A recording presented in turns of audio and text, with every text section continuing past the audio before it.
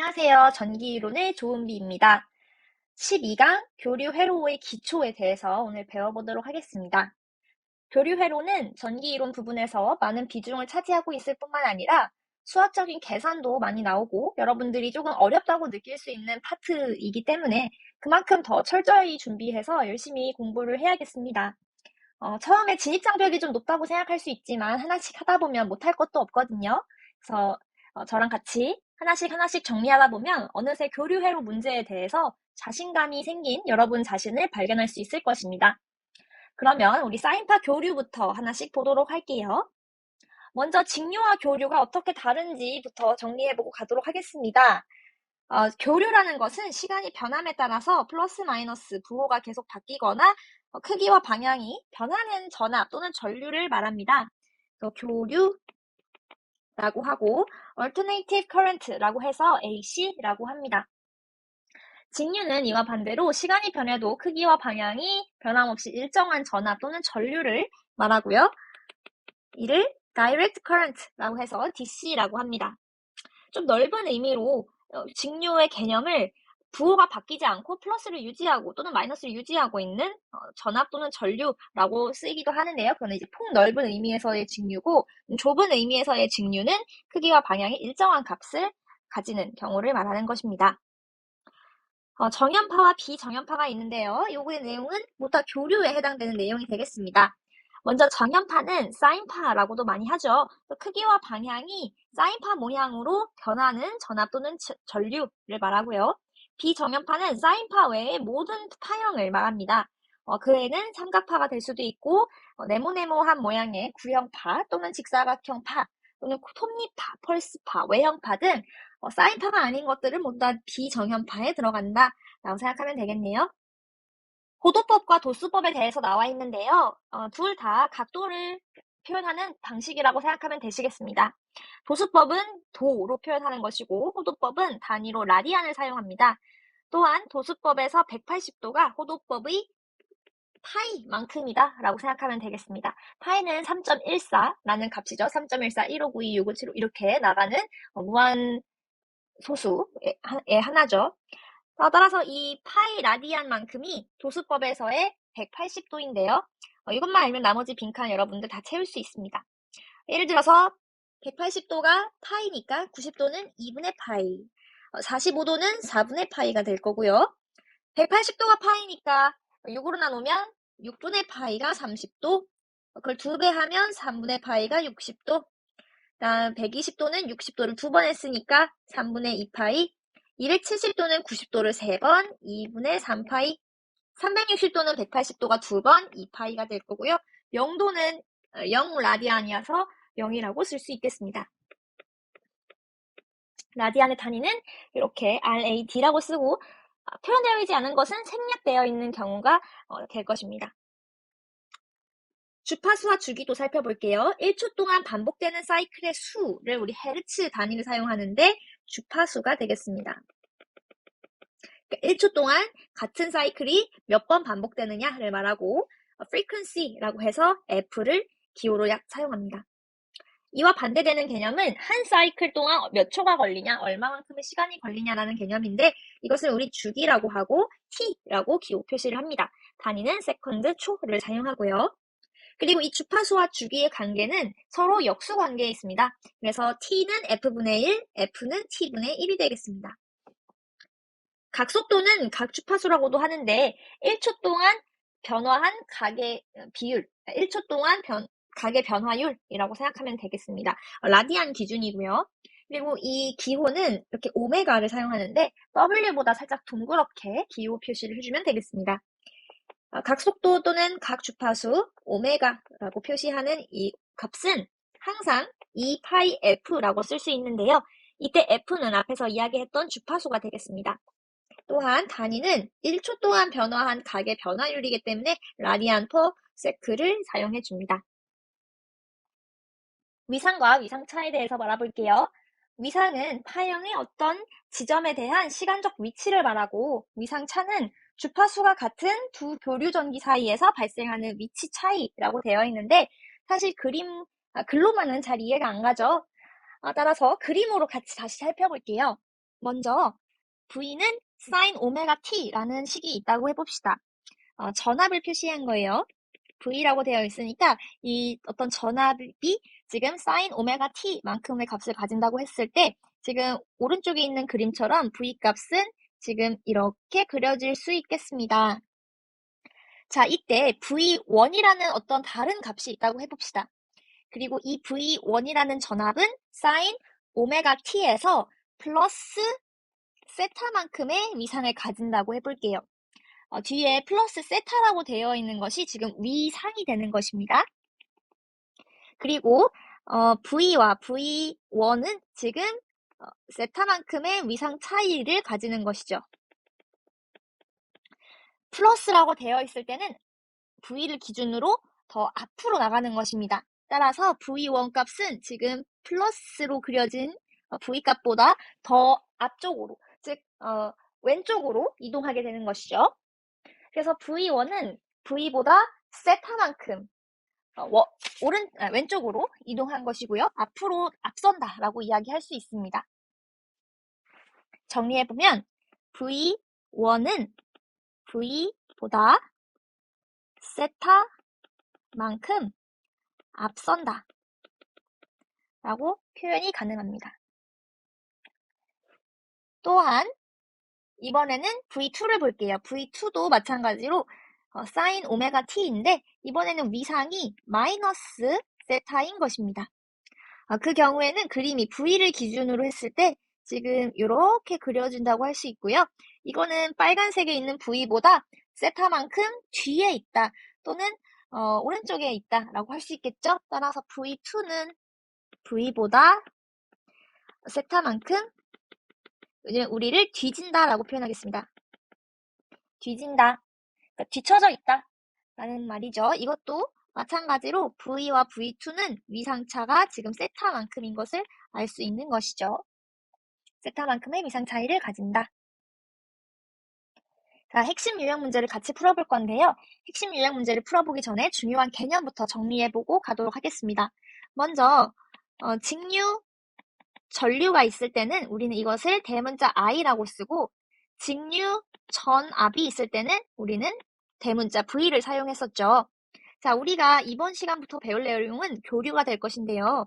교류 전류는 소문자로 I라고 쓰고 이를 식으로 나타냈을 때 Im sin 오메가 t 플러스 세타의 꼴을 가지게 될 것입니다. 또는 교류 전압이 있을 때는 비슷하게 소문자 V를 써주고 대문자 Vm에 sin 오메가 t 플러스 세타다 라고 써줄게요. 자, 각각의 기호가 무엇을 의미하는지를 적어보도록 하겠습니다. 먼저 Im 값은 지금 나와 있는 교류 전류의 최대값을 말합니다. 그러니까 이 교류 전류가 가지는 값 중에 가장 큰 값이 되는 것이죠. 최대값이 되는 것이고 밑에 있는 Vm도 마찬가지로 교류 전압이 가지는 가장 큰 값, 최대값을 의미합니다. 그리고 sin 오메가 t라고 되어 있는데 지금 오메가 있는 부분은 항상 t 앞자리를 의미하는 것이죠. t 앞에 있는 숫자는 각속도를 말합니다. 각속도 오메가는 2파이 f였던 거 꼭 같이 기억해 두길 바랍니다. 교류 전압에서도 마찬가지로 지금 t 앞에 있는 숫자는 각속도를 의미하게 되는 것일 거고 이것도 마찬가지로 오메가는 2파이 f다라고 쓸 수 있습니다. 그리고 플러스 세타라고 되어 있는 부분은 위상이 되는 것인데 이 위상은 0일 때는 따로 사용해주지 않고 위상이 존재할 때, 위상이 따로 0이 아닐 때만 플러스 얼마, 마이너스 얼마라고 되어 있을 겁니다. 플러스 경우에는 위상이 0도일 때에 비해서 앞선다가 되는 것이고 플러스가 아니라 마이너스일 때는 위상이 0인 것에 비해서 뒤진다가 될 것이에요. 여기도 마찬가지로 플러스 또는 마이너스 세타는 위상을 나타낸다. 만약에 위상이 없을 때는 그냥 예를 들어서 I는 Im의 sin 오메가 t 이렇게 나와 있겠죠? 이 경우에는 위상이 0인 경우를 말하게 되겠습니다. 자, 문제에서 가끔씩 사인과 반대로 코사인을 내기도 하는데요. 그 경우도 본질적인 건 똑같습니다. 모든 건 똑같지만 코사인과 사인에 다른 점이 있으면 코사인과 사인이 서로 90도만큼 차이가 난다는 거, 그것만 좀 달라지게 되는 것이죠. 자, 예를 들어서 사인 그래프는 0,0을 중심으로 원점 대칭한 모양이라고 볼 수 있겠고요. 코사인 그래프는 0,1을 기준으로 좌우 대칭, 즉 X축 대칭인 모양을 갖게 되는 것입니다. 이것이 코사인이고 왼쪽이 사인, 오른쪽이 코사인인데요. 이 두 개는 서로 위상이 정확하게 90도만큼 차이 난다는 특징을 가지고 있습니다. 즉 이것을 폭에서 그렸을 때 사인을 빨간색으로 한번 그려볼까요? 사인을 빨간색으로 그려보고 코사인을 파란색으로 그리게 되면 이렇게 그려지겠는데요. 코사인, 지금 빨간색이 사인. 이렇게 보면 서로 위상차가 90도인 것도 알 수 있고요. 또 코사인이 사인보다 90도 앞선다는 거. 반대로 말하면 사인이 코사인보다 90도만큼 뒤처진다는 거. 이렇게 확인할 수 있습니다. 그래서 코사인이든 사인이든 어쨌든 정연파 곡선인 거는 맞지만 둘의 위상차가 조금 다르다. 이렇게만 기억을 해주면 될 것 같고 나머지에 갖는 최대값이라던가 각속도, 위상 이런 개념들은 다 동일하게 가져가는 것이죠. 그러면 문제 한번 풀어볼게요. i는 50의 코사인 314t의 주기는 얼마인가? 라고 되어 있네요. 지금 다른 거 볼 필요 없습니다. 우리는 지금 주기만 볼 거니까 각속도만 볼 거예요. 자, 그럼에도 불구하고 우리 내용 복습할 겸 같이 하나씩 뜯어볼게요. 일단 50이라고 되어 있는 거 코사인 앞에 나와 있는 숫자입니다. 사인이든 코사인이든 앞에 나와 있는 숫자는 최대값을 말하는 거예요. 최대값. 그 다음에 코사인이라 나와 있구나. 아, 그렇구나. 넘어갈게요. 그 다음에 t 앞에 있는 숫자는 지금 314죠? t 앞에 있는 숫자는 각속도, 오메가는 2파이 f 같이 따라 나와야 하는 식입니다. 무조건 외워야 돼요. 오메가는 2파이 f, 지금 값이 114가 나와 있어요. 자, 지금 주기를 알고 싶은데 문제에서 주기가 궁금하다고 되어 있잖아요. 그쵸? 근데 지금 주기를 알기 전에 f값부터 구할 수 있겠네요. 따라서 지금 오메가는 2파이 f는 314를 좀 변형해서 f값 먼저 구해보도록 하겠습니다. 자, f는 2파이분의 314라고 될 수 있겠죠. 자, 일반적인 경우 그냥 파이는 3.14라고 계산해 주도록 할게요. 따라서 이거 계산해보면 50Hz라고 나올 거예요. 그쵸? 자, 주기를 물어봤어요. 주기와 주파수는 서로 역수관계에 있다고 했었죠? 따라서 50분의 1이라고 할 수 있으니까 100분의 2, 0.02라고 해서 답이 2번으로 나오겠네요. 오늘 배운 옆에 정리한 내용 있죠? 네, 여기 지금 사인과 코사인 전에 직류, 교류, 전압과 전류 표현하는 방법 반드시 알아야 하는 기본적인 내용이니까요. 여러분들 노트에다가 또는 우리 교재에다가 같이 정리해두고 가면 좋을 것 같습니다. 자, 사인파 교류의 크기도 같이 살펴볼게요. 사인파 전압 또는 전류는 값이 계속 변하기 때문에 어떤 특정 값으로 계산을 하기가 어렵습니다. 따라서 이 사인파 교류는 방식에 따라서 여러 가지로 표현이 가능한데 일단 첫 번째로 순식값이 있겠습니다. 여러 가지 표현 방법 중에 첫 번째 순식값부터 볼게요. 순식값이라는 건 함수를 이용해서 교류 전기가 가지는 크기를 식으로 표현한 값입니다. 지금 예시로 나와 있는 것처럼 전압 VT는 Vm sin 오메가 t 플러스 세타 또는 전류는 Im sin 오메가 t 플러스 세타 이런 식으로 식으로 표현되어 있는 것들이 지금 순식값이 되는 것이죠. 그리고 평균값은 말 그대로 어떤 주기를 기준으로 어떤 주기 동안에서의 면적을 평균 낸 값이라고 생각하면 될 것이에요. 그림을 보면 지금 원래 가지는 사인파는 지금 파란색 선과 같을 겁니다. 맞죠? 이만큼의 지금 사인 전압이 있다고 해봅시다. 교류 전압이 이렇게 되어 있다고 해볼게요. 이 중에서 0부터 파이까지의 평균값을 구하고 싶은 경우는 마치 이 모래성처럼 둥글게 되어 있는 전압을 모래성을 평평하게 만들듯이 생각해 볼게요. 이렇게 볼록 나와 있는 이 부분을 평평하게 만들어서 나머지 네모 부분에 채운다고 해봅시다. 그럼 이렇게 평평해진 네모 상자의 네모만큼의 높이가 평균값이 되는 것이죠. 0부터 파이까지 이 전압이 가지는 평균값은 마치 모래성을 판판하게 다듬을 때 높이가 되는 것이죠. 그리고 제일 중요한 값이죠. 시료값입니다. 가장 중요한 값이에요. 제일 많이 사용합니다. 시료값은 교류를 직류로 따졌을 때 그 동일한 일을 하는 양의 직류값을 교류의 시료값이라고 합니다. 지금 그림을 보면 이해가 좀 더 쉬울 것 같아요. 그러니까 직류와 교류를 연결해 놨을 때 서로 같은 일을 하는 경우 그때의 직류값이 교류의 시료값이 되는 것입니다. 그러니까 같은 일을 하게 된 경우 저항의 같은 전력만큼 같은 일을 하게 하는 직류만큼 맞췄을 때 그때 그 직류값이 교류의 시료값이 되는 거죠. 직류값이 교류의 시료값이 된다. 네, 그래서 우리가 가장 많이 사용하는 것은 시료값이다. 예를 들어서 우리가 가정에서 사용하는 220V도 결국에는 교류 전압의 시료값을 표현한 값이라고 생각하면 되겠습니다.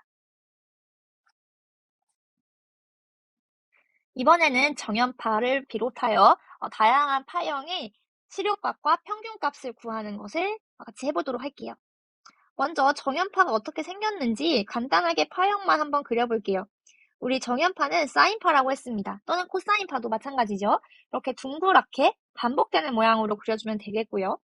반파, 정류파라는 건 정연파를 일단 정류를 해주고, 즉 지금 플러스 마이너스가 반복되는 파형을 모두 다 플러스로 바꿔준 다음 그 중에서 반만, 그러니까 홀수번 또는 짝수번만 생각해라 라는 것이죠. 즉 이렇게 둥글, 0, 둥글 이렇게 그려주면 되겠습니다. 그러니까 먼저 정류파로 만들어준 다음에 그 중에서 반만 살리고 반은 버려라 라는 말입니다. 그래서 이렇게 그려질 수가 있겠죠. 삼각파는 뾰족뾰족하게 세모나게 그려주면 됩니다. 그리고 구형파는 네모나게 생긴 파형이고요.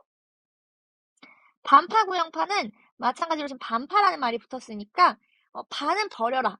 그러면 위에만 살리고 밑에는 버리는 꼴이 되겠습니다.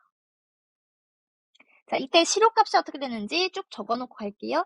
루트 2분의 Vm, 평균값은 파이분의 2 Vm, 파이분의 2 Vm. 다음 반파 정류파는 시료값이 2분의 Vm, 평균값이 파이분의 Vm. 삼각파는 루트 3분의 Vm, 2분의 Vm. 구형파는 모두 다 Vm으로 동일하고요. 반파 구형파는 루트 2분의 Vm, 또 마지막으로 평균값은 2분의 Vm이 되겠습니다. 자, 요 내용을 조금 더 쉽게 보는 방법을 한번 얘기를 해보자면 일단 반파라고 되어 있는 경우에서 시료값은 곱하기 루트 2분의 1배가 되는 경우라고 볼 수 있습니다. 정연파에서도 마찬가지고 구형파에서도 마찬가지고 반파라고 하면 시료값이 어쨌든 루트 2분의 1배가 된다. 또한 평균값은 2분의 1배가 된다. 반토막이 나는 거죠. 구형파를 반파 구형파로 바꿀 때도 마찬가지로 평균값이 반토막이 난다 라고 볼 수 있겠습니다. 그리고 꼭 외워야 되는 거는 정연파의 시료값과 정연파의 평균값 이 두 가지는 시험에 많이 나오고요. 특히 시료값을 구하는 것은 기본이라고 할 수 있습니다. 교류 회로의 기본이기 때문에 반드시 외워주어야 문제가 훨씬 많이 접근 가능하기 때문에 기본으로 외워야 하는 것입니다. 그러니까 최대값이 Vm일 때 정연파에서의 시료값은 루트 2분의 Vm이다. 반드시 기억해줘야 되고 시료값을 최대값으로 바꾸는 것도 마찬가지예요. 시료값을 VRMS라고 쓰거든요. RMS 값이다 라고 하고 평균값은 average라고 해서 avg라고 쓰는데 어찌됐건 시료값을 VRMS라고 했을 때 최대값이 루트 2의 VRMS다 라고 써지는 것까지 자유자재로 마음대로 바꿀 수 있어야겠습니다. 루트 2배 차이 난다는 거 꼭 기억하고 가도록 할게요. 핵심 유형 문제 풀어보겠습니다. 지금 시료값이 RMS라고 했죠? 루트 민스 스퀘어의 약자이기 때문에 시료값을 RMS라고 하는 것입니다. 어찌됐건 시료값이 지금 100V고 주파수가 60Hz고 위상이 30도일 때 별다른 말 없으니까 당연히 플러스겠죠. 어쨌건 이때 순식값이 얼마냐라고 되어 있네요. 순식값을 구하고 싶은데 지금 순식값의 형식이 꼬리, VM의 사인 또는 코사인일 수도 있지만 어찌됐건 지금 모두가 사인으로 나와 있기 때문에 사인으로 써줄게요. 사인 오메가 t 플러스 세타에서 지금 알고 싶은 값 먼저 VM 값부터 알아야겠습니다. 따라서 실효값을 최대값으로 바꿔줄게요. 루트 2배 해줘야겠죠? RMS 값에 루트 2배 해줘야 하니까 100 루트 2가 지금 여기 최대값으로 100 루트 2가 나와줘야겠죠. 지금 주파수 F가 나와 있는데 우리가 궁금한 건 각주파수, 각속도예요. 오메가는 2파이 F이기 때문에 2파이 곱하기 60, 120F, 120파이죠. 그래서 오메가는 120파이가 되겠죠. 자, 마지막으로 세타는 그대로 플러스 30도가 들어갈 테니까 결국에 다시 정리해보자면 V는 100 루트 2 사인 120파이 플러스 30도다 라고 정리가 가능하겠습니다. 따라서 답은 3번 체크해보도록 할게요. 다음 문제입니다. 한 정연파 교류의 최대값이 지금 220V일 때 평균값이 얼마냐고 되어 있는데요. 그러면 지금 평균값 공식부터 생각해봐야겠습니다. 우리 앞에서 했었죠. 파이분의 2VM이니까 지금 파이분의 2 곱하기 220V 계산해주면 되겠습니다. 자, 모르겠을 때는 계산기를 사용하라고 했어요. 파이분의 140을 계산하게 되면 대략적으로 계산기 돌려보세요. 계산기를 사용해서 풀어보면 대략적으로 140이라고 답이 나와서 4번 체크할 수 있겠습니다. 중요한 내용입니다. 복소수에 의한 사인파 교류의 표시. 같이 볼게요. 자, 사인파 교류를 순식값으로 표현하면 너무 계산도 복잡하고 지저분해지죠. 식이 너무 복잡하고 어려워지기 때문에 이를 좀 편하게 계산하기 위해서 복소수를 이용해서 표현을 하도록 하겠습니다. 표현하는 방법에는 특히 3가지가 있는데 첫 번째는 일단 직각좌표법입니다. 가장 많이 사용하는 것 중에 하나이죠. 그러니까 직각좌표법과 극좌표법을 많이 사용하는데 일단 직각좌표법부터 살펴볼게요. 쉬워요. 내용 어렵지 않습니다. 일단 복소수를 표현을 합니다. 복소수 Z에 다시 위에 지금 점이 붙어있죠? 이 점은 지금 복소수인 것을 표현해주기 위해서 붙여놓은 것입니다. 그래서 Z는 A 플러스 JB라고 되어 있는데 A는 실수부, B는 허수부가 될 것이고요. J는 수학에서 I라고 쓰기도 합니다. 어쨌건 루트 마이너스 1을 의미하는 것입니다. 그래서 루트 마이너스 1을 의미하는 이 J에 붙어있는 숫자는 허수부, J가 붙지 않은 것은 실수부가 되겠습니다. 이 직각좌표법에서 크기를 구하고 싶을 때는 옆에 보이는 그림을 참고해 줄게요. 지금 그림 삼각형에서 밑변이 A고 높이가 B라고 했을 때 이 복소기호법 Z가 지금 이 점이라고 생각하면 크기는 이 삼각형에서의 빗변만큼이다 라고 볼 수 있습니다. 따라서 크기는 이 삼각형의 빗변만큼이니까 이 빗변을 구하기 위해서 피타고라스의 정리를 사용할게요. 피타고라스 정리에 의하면 빗변 C의 제곱은 A제곱 플러스 B제곱이라고 했습니다. 따라서 이를 루트 A제곱 플러스 B제곱이라고 쓸 수 있겠죠? 그렇기 때문에 이 빗변을 우리 절대값 Z, 즉 Z의 크기라고 본다고 했을 때 이 Z의 크기는 루트 A의 제곱 플러스 B의 제곱이 되는 것이죠. 그리고 편각, 세타가 얼마냐라고 물어보고 있네요. 세타를 구하기 위해 우리 탄젠트 세타를 해줄 거예요. 탄젠트 세타는 A분의 B가 되겠습니다. 그리고 세타만 남기기 위해서 양변에 탄젠트의 역함수를 계산해 줄게요. 그리고 그것을 우리는 아크탄젠트라고 부릅니다. 아크탄젠트의 A, B가 세타 값이 되겠습니다. 직각좌표법으로 나와 있는 복소수를 계산할 때는 다음과 같이 계산해주면 되겠습니다. 먼저 더하는 경우 A 플러스 JB와 C 플러스 J의 D를 더해야 되는데요. 실수부끼리 더하고 허수부끼리 더해주면 되겠습니다. 빼기도 마찬가지예요. A 플러스 JB에서 C 플러스 JD를 계산하고 싶을 때는 실수부끼리 계산, 허수부끼리 계산을 해주는 것입니다. 따라서 A-C 플러스 J의 B-D라고 쓸 수 있겠네요. 자, 두 값을 곱해볼까요? 두 값을 곱할 때는 분배 법칙을 사용하면 되겠습니다. 먼저 A와 C, A와 J, D를 계산해주고 다음에 JB와 C, JB와 JD를 계산해 줄게요. 자, 하나씩 해볼게요. 초록색 먼저 해볼게요. AC 플러스 J의 AD. 파란색 해볼게요. J의 BC 마이너스 BD라고 되겠죠? 자, 마이너스라고 쓴 이유는 지금 마이너스 B와 JB와 JD를 계산할 때는 J가 제곱되고 뒤에 BD가 붙겠죠? 자, J는 루트 마이너스 1이기 때문에 루트 마이너스 1을 두 번 곱해주면 루트 마이너스 1을 이렇게 제곱을 해주게 되면 결국에는 마이너스만 남잖아요. 마이너스 1. 그러니까 마이너스 BD가 되는 것이죠. 여기가 마이너스 BD가 된다. 정리를 해줄게요. 그러면 AC 마이너스 BD 플러스 J의 AD 플러스 BC라고 되겠네요. 마지막으로 나누기도 해보겠습니다. 나누기 지금 공간이 좀 부족해서 다른 장에다가 정리해볼게요. 자, 이번에 나누기를 해볼 건데 A 플러스 J의 B를 C 플러스 J의 D로 나눠보도록 하겠습니다. 자, 이렇게 나누기를 할 때는 위아래에다가 분모의 켤레 복소수를 계산을 해줄 거예요.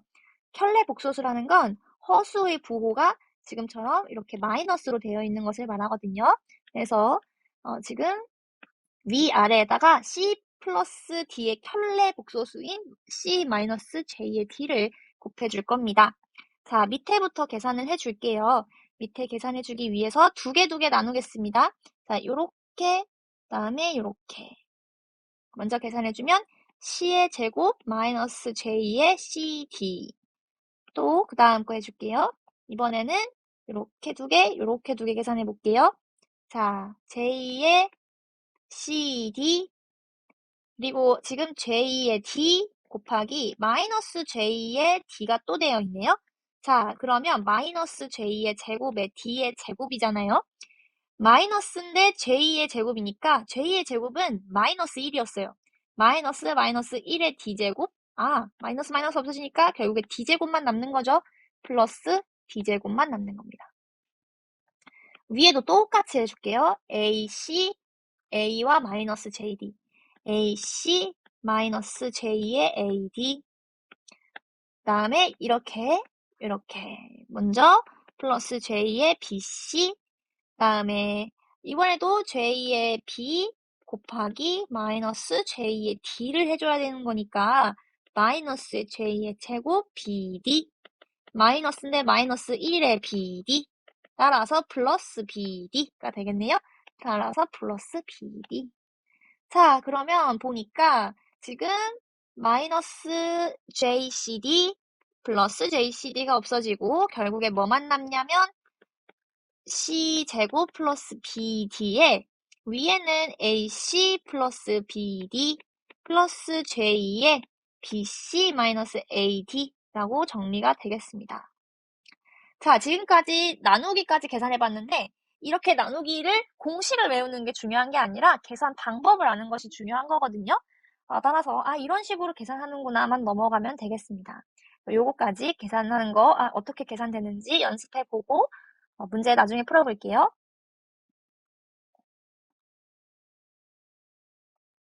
이번에는 삼각함수법에 대해서 배워볼게요. 앞에서 했던 복소기호법의 직각좌표법과 상당히 유사하지만 코사인 또는 사인으로 표현한다는 게 조금 다른 내용이 되겠습니다. 먼저 절대값이 지금 빗변의 길이가 되는 것이죠. 그러니까 z의 크기가 지금 이 빗변인데 그것을 절대값 z라고 했을 때 지금 밑변을 표현해 보도록 할게요. 자, 밑변은 코사인 세타부터 볼까요? 코사인 세타는 절대값 z에 a라고 쓸 수가 있기 때문에 a는 z의 절대값 z의 코사인 세타라고 쓸 수가 있고요. b는 사인으로 정리할 수 있죠. 사인 세타는 절대값 z의 b라고 쓸 수 있고 b는 절대값 z의 사인 세타다라고 쓸 수가 있어요. 따라서 우리 이 내용을 a 플러스 j의 b라고 쓴다고 했을 때 절대값 z의 코사인 세타 플러스 j2의 절대값 z의 사인 세타라고 쓸 수가 있듯이 삼각함수법으로 표현하면 절대값 z가 앞에 묶이게 되고 뒤에는 코사인 세타 플러스 j2의 사인 세타라고 쓸 수가 있는 것입니다. 이렇게 코사인 또는 사인 함수를 이용해서 복소법을 표현한 것을 우리 삼각함수법이라고 하는 것이죠. 마지막으로 극좌표법은 크기와 세타 값으로만 표현하는 방법입니다. 그래서 빗변인 절대값 z를 써주고 각도 표시해준 다음에 위상, 편각의 세타만 표현해주는 것이죠. 곱하기와 나누기 계산 한번 연습해 볼게요. 이렇게 곱하기를 할 때는 일단은 절대값을 서로 곱해주고 각도는 더해줍니다. 그리고 나누기를 할 때는 절대값 크기끼리 나눠주고 큰 값에서 작은 값을 빼줍니다. 각도는 서로 빼주는 거죠. 이런 식으로 계산을 하는 방법 익혀두면 좋겠습니다. 자, 오늘의 가장 중요한 내용 중 하나겠습니다. 지금까지 복소수를 배운 이유는 결국에 사인파 교류 전압 또는 전류를 복소수로 표현하기 위함이었는데요. 이 내용을 같이 볼게요. 먼저 전압 지금 VT는 VM의 사인 오메가 T 플러스 세타라고 했을 때 삼각형을 그려주고 여기에 A, B라고 한다면 이 빗변이 지금 시료값으로 나타내야 된다라는 내용입니다. 크기가 시료값으로 계산한다라고 되어 있으니까 지금 이 앞에서 우리 공부했던 삼각형, 직각삼각형의 빗변은 항상 시료값으로 나타내야 된다라고 생각하면 되겠어요. 자, 직각좌표법으로 V를 계산해주기 위해서는 A 플러스 J의 B꼴로 만들어야겠죠? 자, 근데 지금 A 값을 모르니까 A 값은 지금 V RMS의 코사인 세타라고 써줄 거고요. B 값도 지금 모르니까 V RMS의 사인 세타라고 써줄게요. 따라서 A는 V RMS의 코사인 세타 플러스 J의 V RMS 값의 사인 세타가 되는 것이죠. 삼각함수법으로 나타내면 크기를 먼저 구해주고요. 크기는 RMS 값, 그 다음에 뒤에는 코사인 세타 플러스 j2의 사인 세타라고 적어주면 되겠습니다. 극좌표법은 먼저 크기를 써주고 안에는 세타만큼 각도 표시만 해주면 되겠죠? 이런 식으로 바꿀 수 있는 것이겠습니다.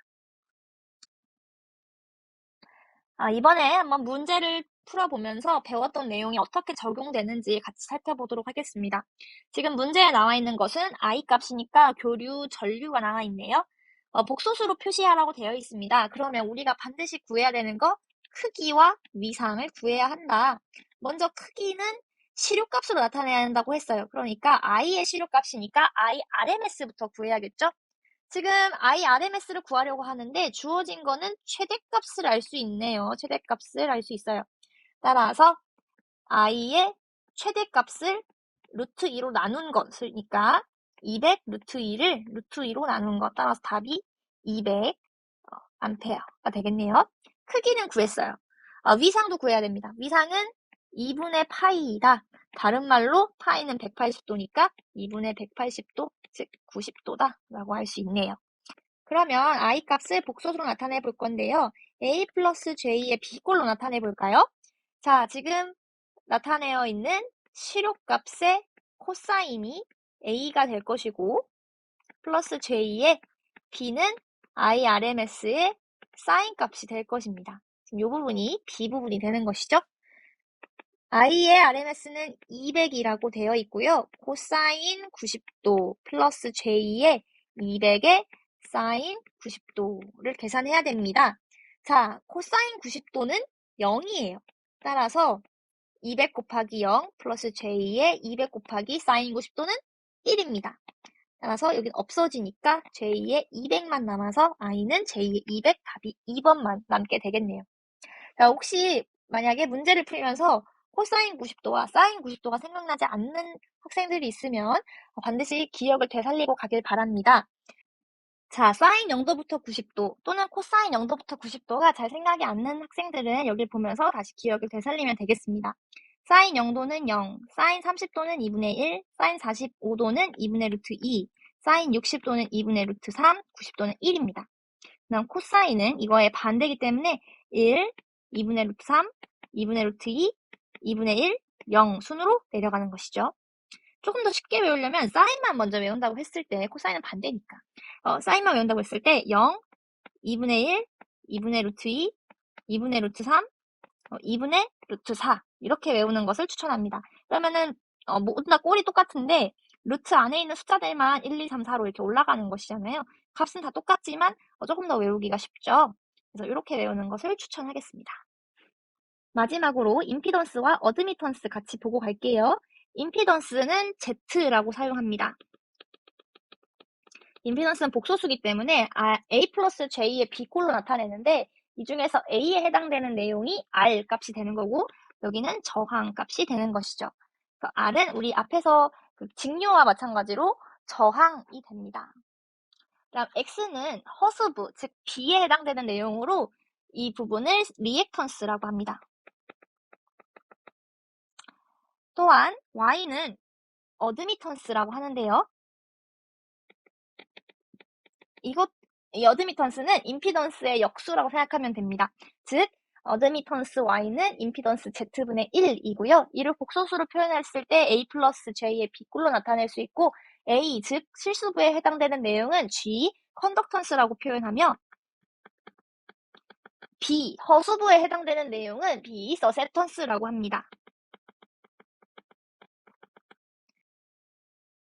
자, 직류회로에서 저항의 흐름을 방해하는 것이 저항이었듯이 교류에서도 전류의 흐름을 방해하는 성질이 있는데 그것을 임피던스라고 하는 것이지요. 자, 임피던스의 저항에 의한 성분과 코일 또는 컨덴서에 의한 성분이 있는데 저항에 의한 성분은 그냥 말 그대로 저항값이 돼서 R이라고 쓰고요. 인덕터, 코일 또는 커패시턴스, 컨덕터에 의한 C에 의한 값들은 모두 다 리액턴스에 들어가는 내용이 되겠습니다. 그래서 리액턴스에 대한 내용을 조금 더 정리를 해볼게요. 그러니까 RLC 세 회로 소자, 그러니까 전기 소자 중에서 R 값은 따로 빼놓고 L과 C에 의한 리액턴스 값만 정리가 되는 것이죠. 자, 먼저 유도성 리액턴스부터 같이 보도록 할게요. 유도성 리액턴스는 전자 유도할 때 항상 코일이 나왔던 것처럼 XL이라고 해서 L에 의한 리액턴스만을 말하는 것입니다. 그리고 용량성 리액턴스라는 것은 우리 전정 용량이란 말 쓰잖아요. 그건 항상 우리 콘덴서, 코패시터에서 썼던 내용이죠. 즉 XC는 콘덴서, 코패시터에 의한 리액턴스가 되겠습니다. 자, 먼저 유도성 리액턴스, 인덕터 또는 코일 L에 의한 리액턴스예요. 이 XL은 오메가 L이라고 할 수 있고 오메가는 2파이 F이기 때문에 2파이 FL이라고 할 수 있습니다. 단위는 리액턴스 모두 다 옴을 사용하겠죠. 그 다음에 용량성 리액턴스는 콘덴서, 코패시터에 의한 리액턴스를 말하는 것이고 XL, 따라서 오메가 C분의 1이라고 쓸 수 있습니다. 오메가는 2파이 F라고 할 수 있기 때문에 2파이 F C분의 1이라고 하고 단위는 마찬가지로 옴을 사용할 수 있습니다. 그래서 유도성 리액턴스는 인덕터, 용량성 리액턴스는 콘덴서에 의한 리액턴스다 라는 거 꼭 기억해두고 가길 바라고 요 임피던스는 시험에 자주 나오기 때문에 요 개념을 확실히 잡고 가길 바랍니다. 자, 임피던스를 주고 컨덕턴스를 구하라고 하는 문제네요. 컨덕턴스를 구하려면 어드미턴스를 구해야 합니다. 따라서 어드미턴스를 구하기 위해 임피던스의 역수를 해주도록 하겠습니다. 임피던스가 지금 3 플러스 J의 4라고 되어 있으니까 요거 분의 1을 해야겠죠? 자, 위아래에다가 3 플러스 J의 4의 켤레 복소수인 3 마이너스 J의 4를 곱해보도록 하겠습니다. 자, 이걸 곱해주면 결국에 밑에는 3의 제곱 플러스 4의 제곱이 남을 거고 위에는 그대로 3 마이너스 J의 4만 남겠죠. 25분의 3 마이너스 J의 4가 될 거고 25분의 3 마이너스 J의 25분의 4가 Y값이 되겠습니다. 자, 근데 Y값은 G 플러스 J의 B라고 쓸 수 있다고 했어요. 따라서 G는 25분의 3이 될 거고 우리가 지금 구하려고 했던 컨덕턴스가 G값을 물어보는 거기 때문에 자, 이것을 우리 100분의 12라고 하면 0.12 따라서 구하려고 하는 G값은 0.12라고 구할 수 있겠습니다. 답이 4번이라고 깔끔하게 나오겠네요. 자, 오늘 내용이 좀 많습니다. 하지만 교류 회로를 이해하는 데 가장 기본이 되는 내용이기 때문에 오늘도 마찬가지로 복습 꼭꼭 부탁하고요. 내일은 조금 더 다른 내용으로 더 깊이 있게 수업을 진행할 거니까 오늘 내용 여러분의 것으로 만들어 놓길 바랍니다. 시청해 주셔서 감사합니다. 안녕히 계세요.